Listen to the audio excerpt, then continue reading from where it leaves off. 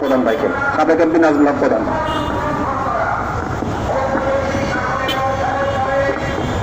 আজকে গণতান্ত্রিক যুক্তফ্রন্টের এই সমাবেশে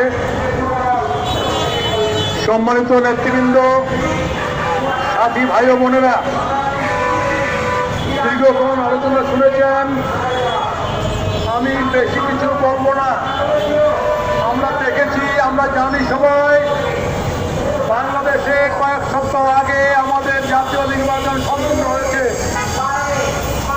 সেই নির্বাচনে বিএনপি 2% ভোটে জয়লাভ করেছে। বিরোধী দলে যারা এসছেন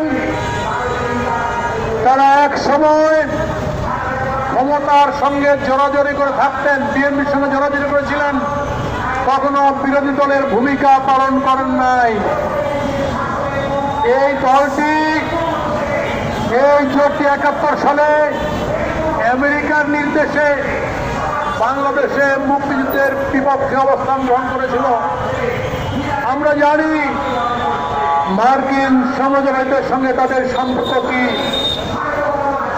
আমরা জানি আমাদের দেশে মুক্তিযুদ্ধের সময় আমরা যে পার্টিকুলার জায়গায় আছি, মুক্তিযুদ্ধে সরাসরি অংশগ্রহণ করে আমেরিকার সাম্রাজ্যবাদের বিরুদ্ধে ফাইট করে, পাকিস্তানের বিরুদ্ধে লড়াই করে 30 লাখ শহীদের বিনিময়ে দেশটাকে মুক্ত করেছি। আমরা জানি সেই সময় জামাতের নেতারা, গোলাম আজমরা বার্মা দিয়ে পালিয়ে গিয়েছিল, মৌলানা আব্দুর রহিমরা নেপাল দিয়ে পালিয়ে গিয়েছিল, বিভিন্ন জায়গায় পালিয়ে পাকিস্তানে তারা সৌদি আরবে একত্রিত হয়েছিল। পাকিস্তান পুনরুদ্ধার করার আন্দোলনে রত ছিল। আমেরিকা তখন পর্যন্ত বাংলাদেশকে সমর্থন করে নাই। বঙ্গবন্ধু হুঙ্কার দিয়েছিলেন, আমেরিকা সমর্থন না করলে তার সঙ্গে সমস্ত সম্পর্ক ছিন্ন করব। এরপরেই আমেরিকা বাংলাদেশকে সমর্থন করে। আমি কথা বলছি এই কারণে, আজকে যারা সরকারি দল এবং যারা বিরোধী দল, তারা এক সময় জড়াজড়ি করে, গোলাগুলি করে বহুদিন একসঙ্গে চলেছেন। আপনাদের কারণে জনগণের দাবি নিয়ে রাজপথ প্রকম্পিত করতে পারেন নাই। এই কারণে শেখ হাসিনা বড় ফ্যাসিস্টে পরিণত হয়েছিলেন এবং সেই ফ্যাসিস্টের বিরুদ্ধে আমাদেরও আন্দোলন করতে হয়েছিল এবং বিচ্ছিন্ন হয়ে গেছেন। আমি শুধু সরকারি দলকে বলবো, আজকে আমেরিকার সমাজবাদ, আজকে ইরান সহ গোটা বিশ্বে যে সন্ত্রাসী মাস্তানিক কার্যক্রম করছেন, আপনারা ক্ষমতায় গিয়ে 2/3 মেজরিটি ক্ষমতায় গিয়ে ঘুমায় থাকেন না। একটু চোখটা খুলুন, মুখটা খুলুন, এদের নিন্দা করুন, বিশ্ব বিবেকের সঙ্গে একাত্মতা ঘোষণা করুন।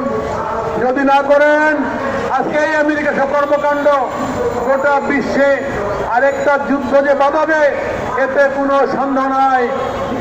বিশ্বযুদ্ধ মানবতার শত্রু। আজকে আমরা দেখতে পাচ্ছি আমেরিকার এই কার্যক্রম যদি প্রতিরোধ না হয়, গোটা বিশ্বের, গোটা পৃথিবীর দেশগুলির যারা স্বাধীনভাবে চলতে চায়, সক্রিয় থাকতে চায়, তারা স্বাধীনভাবে থাকতে পারবে না।